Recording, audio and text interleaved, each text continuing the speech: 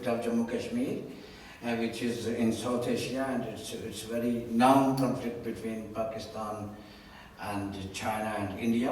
All the military boots are there on our soil, and we are divided from 1947. This is one thing. The second thing is the example of Sri Lanka is given, but the example of Kenya and Pakistan, the China-Pakistan Economic Corridor, which is also a flagship of Belt and Road Initiative and One Belt, One Road, is missing from the discussion. So, and it is also believed that in Pakistan that China has used those things are as a death trap.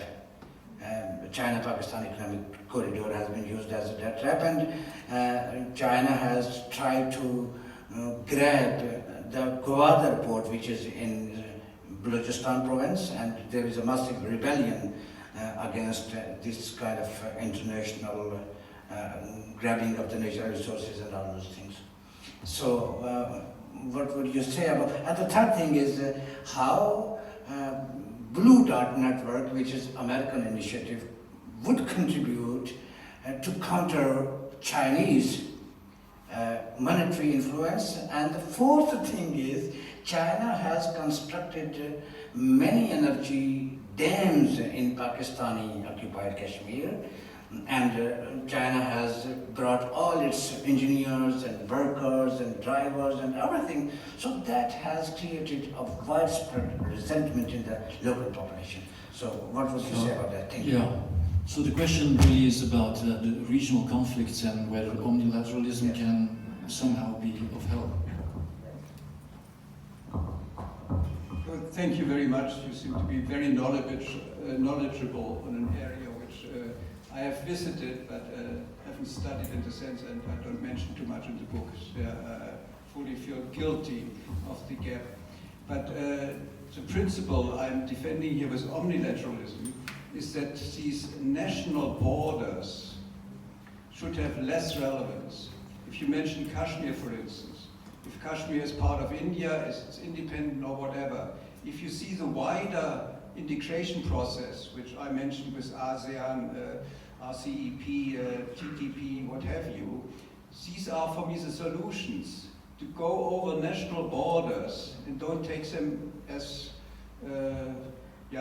permanent and sovereign, and find ways to come together in a wider context. In the end, the planetary context, which I call global governance under omnilateralism. That's a solution, and I go as far as, for instance, seeing a solution for the problem between China and Taiwan, which is starting in a way, because both are now applying to get into the RCEP and TPP. They want to be together in a regional cooperation process, like we have here now in the EU, a little bit, dare I say, farther developed, because they have supranational institutions already.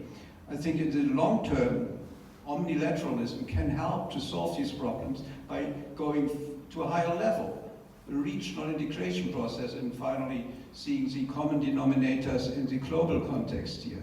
So all the various projects you brought there, the corridor that China is looking into this Indian Ocean, for instance. They do the same in Myanmar. It's a big issue, you know, and how the Japanese, for instance, try to fight almost, I would say, with the military government in Myanmar in order to keep the Chinese out, for instance. These are very much based on national interests. We have to overcome these only national interests and see a wider regional and, in the end, common omnilateral value and interest to come together. That's, sorry, a very naive proposal as my solution with omnilateralism.